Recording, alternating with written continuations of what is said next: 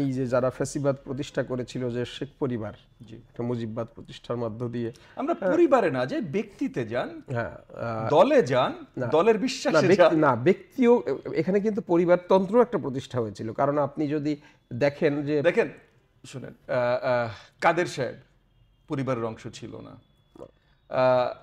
কামাল সাহেব যে যে ডিরেক্টলি আমরা ভিডিও পর্যন্ত দেখেছি, যে এই না আইজির সাথে দাঁড়িয়ে ভিডিও দেখছে, বলছে একটারে গুলি মারলে আরো 4টা দাঁড়ায় যায়। হ্যাঁ, যারা এই যে ডিরেক্টলি গণহত্যার অর্ডার দিয়েছে, পরিবারের অংশ ছিল না। সো পরিবার ইট ডাজন্ট কাউন্ট, মানে আমাদের আলোচনার ভেতরে আসার কথা না। হ্যাঁ, শেখ হাসিনা আপনি বলতেই পারেন, শেখ রেহানা আপনি বলতেই পারেন, সজীব ওয়াজেদ জয়, মানে যারা সম্পৃক্ত আমরা তাদেরকে নিয়ে ধরবো, আমরা তাদেরকে নিয়ে কথা বলবো। এবং যেই রাজনৈতিক বিশ্বাসটা তারা ছড়াতে চেষ্টা করেছিল জনগণের বিরুদ্ধে, জনগণ বিরোধী, সেই রাজনৈতিক বিশ্বাস নিয়ে আমরা কথা বলতে পারি, সেই জায়গায় দল চলে আসে। কিন্তু কারোর পরিবার, এই যে আপনার এই যে কাদের পরিবার নাই, কাদের পরিবারের সবাই কি কাদেরের মতো গণহত্যার সাথে সম্পৃক্ত? এই যে কামালের পরিবার নাই, কামালের পরিবারের সবাই কি গণহত্যার সাথে সম্পৃক্ত? হযরত নূহ আলাইহিস সালামের নিজের সন্তানকে উনি আপনার আর কি উঠাতে পারেন নাই। সো বাপকে দিয়ে ছেলে বা পরিবারের এক না, আমি জাস্ট আপনি যে পরিবার শব্দটা ব্যবহার করলেন বলে আমি বললাম না, পরিবারটা আমরা আমরা আমরা গত 15 বছরে আমরা যে দেখেছি যে সারা বাংলাদেশে এই শেখ পরিবারের যে মানে আত্মীয় স্বজনরা ছিল, হয়তো আপনার সাথেও তাদের পরিবারের একটা সম্পর্ক আছে, হ্যাঁ, ছোট জায়গা আছে। তো বাট আমরা অধিকাংশ ক্ষেত্রে দেখেছি, আপনি বা পার্থ একটু ব্যতিক্রম যদি আমরা ধরে নিই, বাট মানে বিভিন্ন জায়গায় দলীয় নমিনেশন বা রাজনীতি বা বিজনেস, প্রত্যেকটা জায়গায় আমরা দেখেছি যে এই পরিবারের লোকদেরকে বসানো হয়েছে। এবং এই যে দেশটা আমার বাপের, যেটা আসলে ফ্যাসিবাদের মানে প্রধান স্লোগান, যে দেশটা আমার বাপের, এইখান থেকেই কিন্তু এই মানে ফ্যাসিবাদ বা ফ্যাসিজম আপনার স্প্রেড করেছে। তো সেইখানে আপনি একেবারে ডিনাই করবেন কি করে? কোনটা?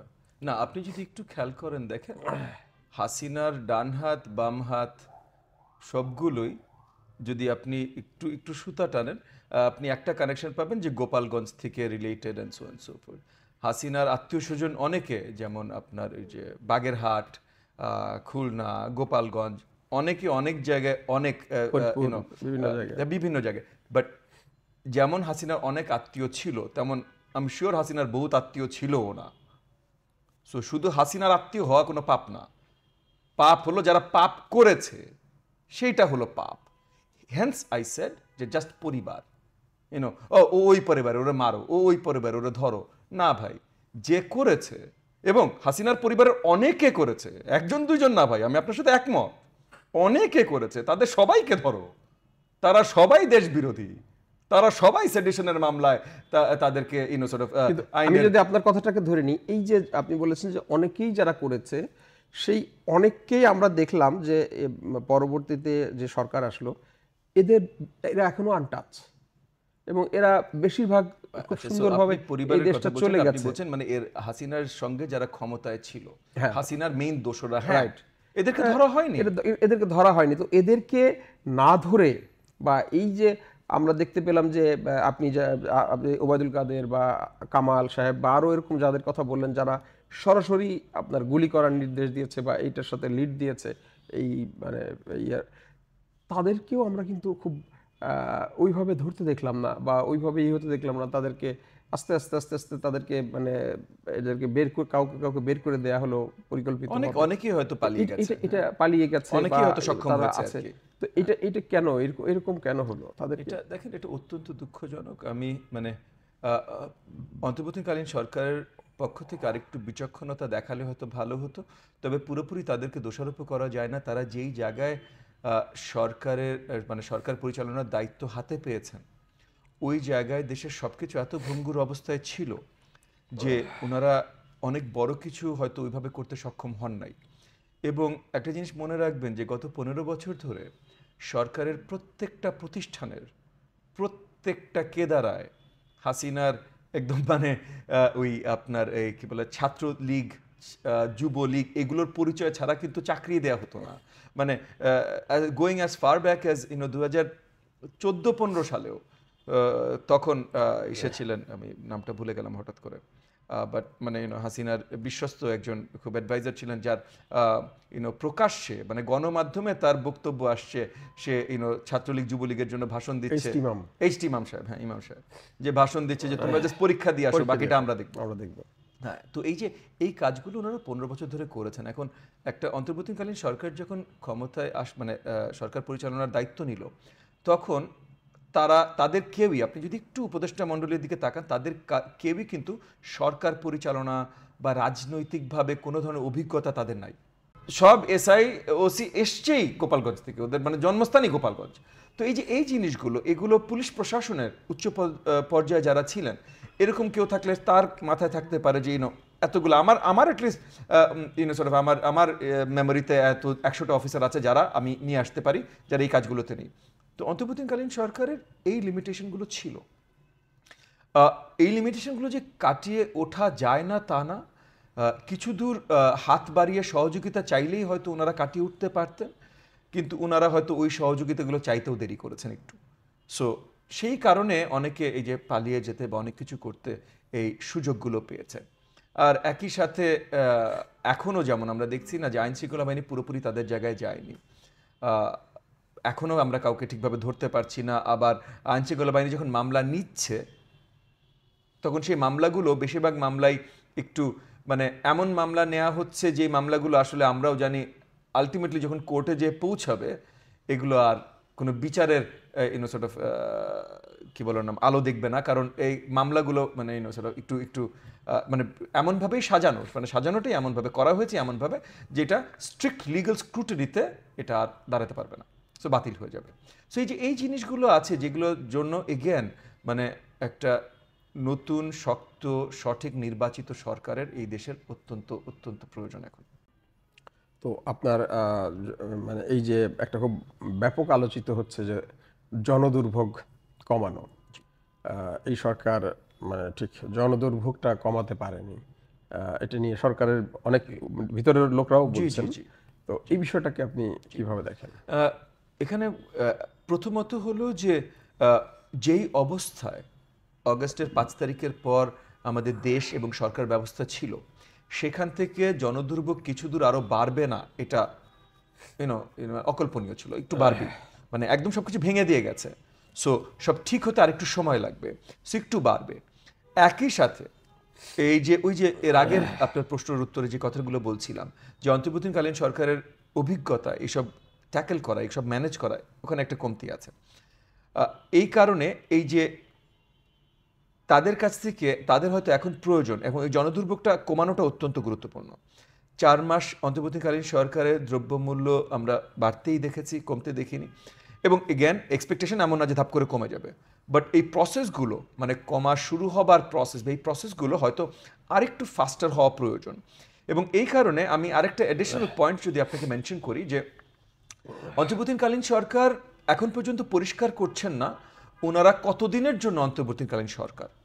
সো আমার মনে হয় এখন অত্যন্ত গুরুত্বপূর্ণ যে অন্তর্বর্তীকালীন সরকার যত শীঘ্রই একটা সুন্দর রোডম্যাপ দিতে পারেন, মানে ওনাদের দায়িত্বগুলো একটু বুঝিয়ে দিয়ে যে আমরা এই দায়িত্ব নিয়েছি, এই কয়টা কাজ আমরা করব, এবং এই কয়টা কাজ করতে আমাদের এতখানি সময় লাগবে, এই কয়টা কাজের ভেতরে নির্বাচন প্রাইমারি, এত সময়ের ভেতরে আমরা নির্বাচন দিতে চাই, এরকম কয়েকটা জিনিস যদি ক্লারিফিকেশন ওনারা করে দেন, তাহলেও কিন্তু দেখবেন, আমি বিশ্বাস করি এগেন আমি মনে করি বা বিশ্বাস করি যে এই যে অস্থিতিশীলতা যেই জায়গাগুলোতে তৈরি হচ্ছে, এগুলো অনেক কিছু কমে আসবে।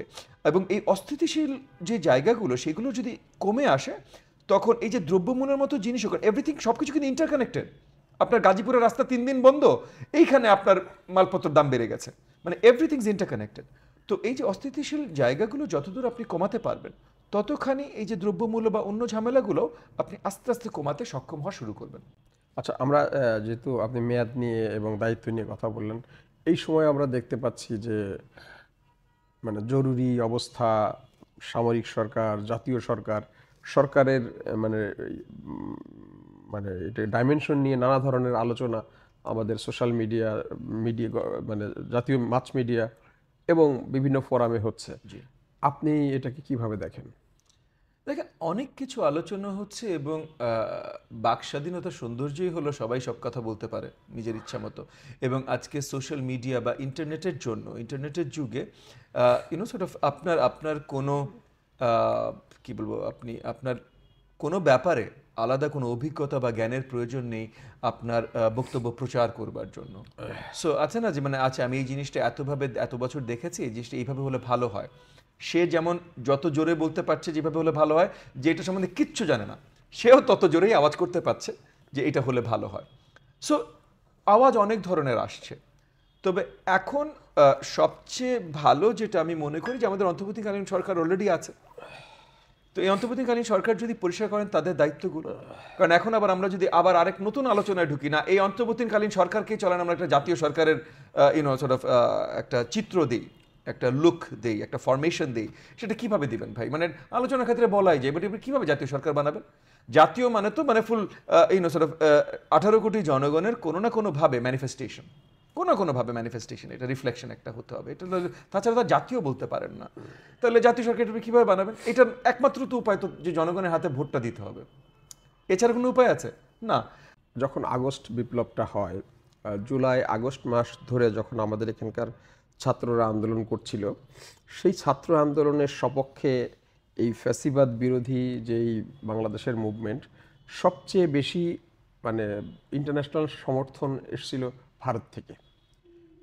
সারা ভারতের বিভিন্ন প্রদেশে কিন্তু এই আন্দোলনের সমর্থনে মিছিল হয়েছে শেখ হাসিনার বিরুদ্ধে। বিশেষ করে যদি আমি বলি, কলকাতা এবং ত্রিপুরাতে ভয়ানক মিছিল হয়েছে। মমতা ব্যানার্জিও খুব শক্ত করে এবং খুব support শক্ত অবস্থান নিয়েছিল এবং হাজার হাজার মানে ছেলেরা প্রতিদিন মিছিল করেছে হাসিনার পতনের ইয়ে।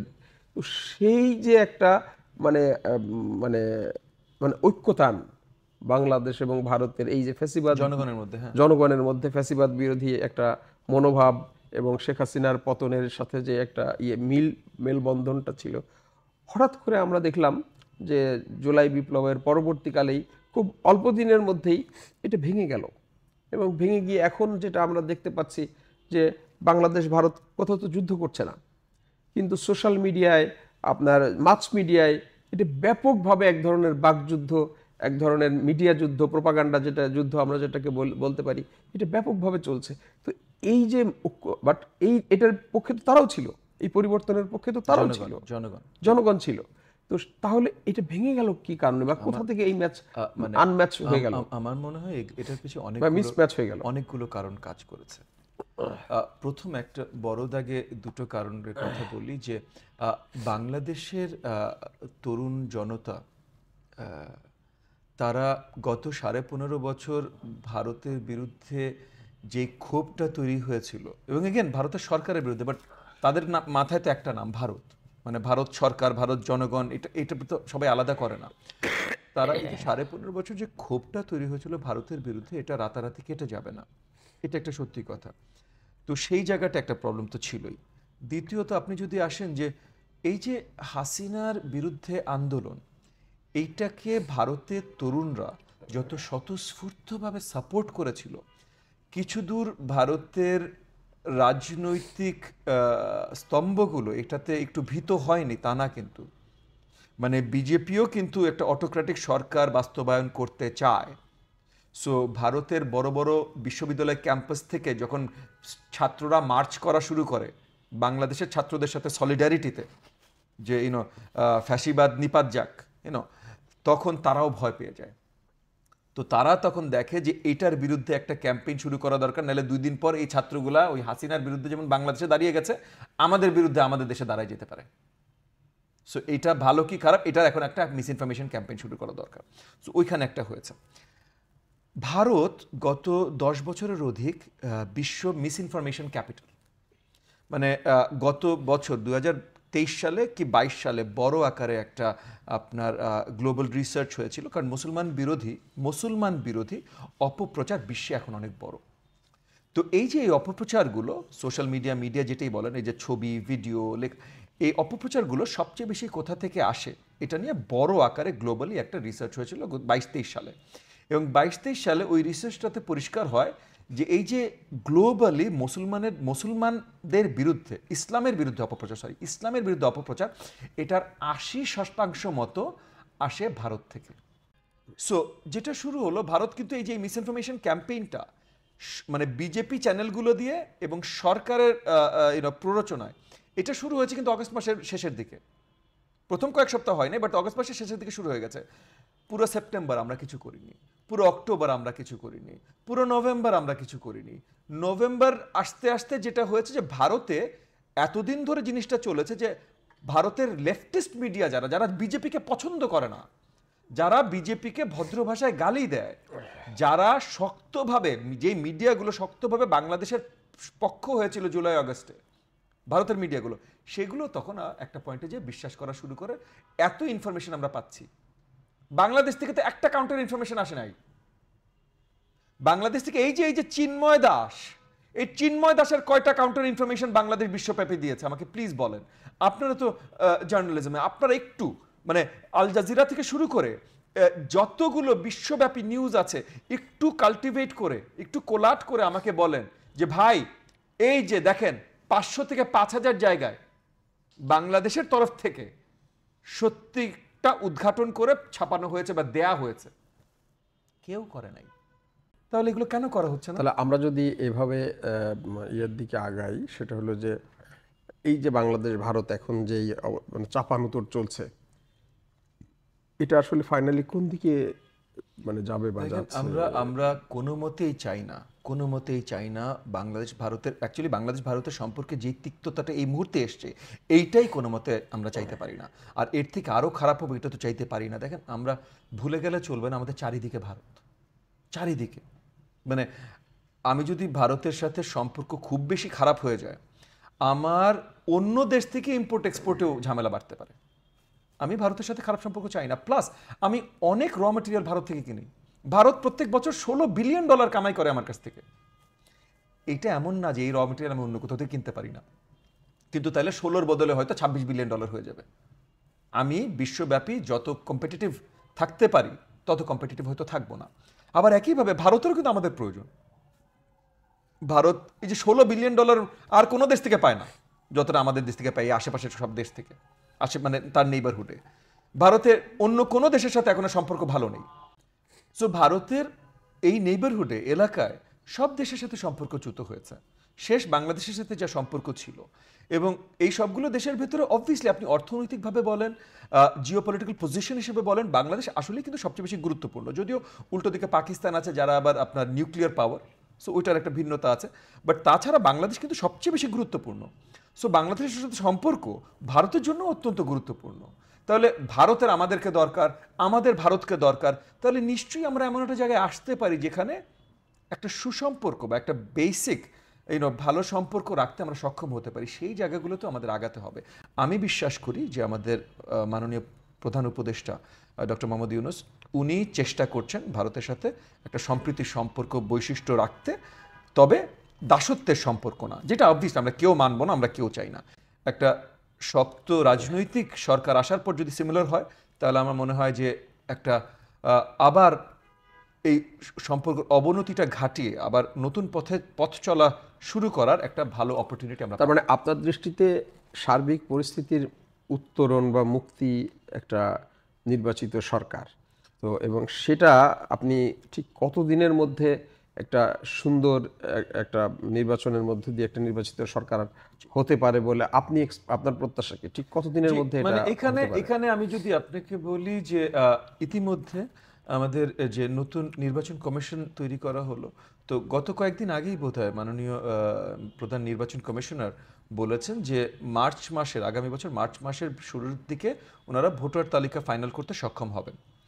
আর নির্বাচনকালীন যত কাজ থাকে নির্বাচন কমিশনের, তার ভিতরে সবচেয়ে বেশি সময় নেয় এবং সবচেয়ে বেশি কঠিন কাজটা হলো এই ভোটার তালিকা। সো এটা যদি ওনারা মার্চের মধ্যে শেষ করতে পারেন, তার মানে অন্য বাকি সব কাজ এর ভিতরে অলরেডি শেষ হয়ে যাবে। সো তাহলে আমরা ধরে নিতে পারছি যে নির্বাচন কমিশন মার্চের পরে যে কোনো সময় নির্বাচন দিতে সক্ষম হবেন, হয়তো যে 2025 সালেই সুন্দরভাবে নেক্সট জাতীয় নির্বাচন না মানে হতে পারে না, এরকম কোনো কারণ আমি এই মুহূর্তে দেখি না। তো তার মানে হলো যে আপনি প্রত্যাশা করছেন যে 2025-এর মধ্যেই জি একটি সুন্দর এবং মানে স্বাভাবিক নির্বাচনের মধ্য দিয়ে একটি মানে জনপ্রতিনিধিত্বমূলক সরকার বাংলাদেশে প্রতিষ্ঠিত হোক এবং সেই সরকার শক্তিশালী হবে এবং তার মধ্য দিয়ে আজকের যে অস্থিরতা বা যা কিছু আছে এগুলো কেটে যাবে। যারা ববি হাজ্জাজ ইনকলাব ডিজিটালকে সময় দেওয়ার জন্য আপনাকে অনেক ধন্যবাদ। আপনি আপনার জন্য শুভকামনা রইল। আপনাকে অসংখ্য ধন্যবাদ। জি।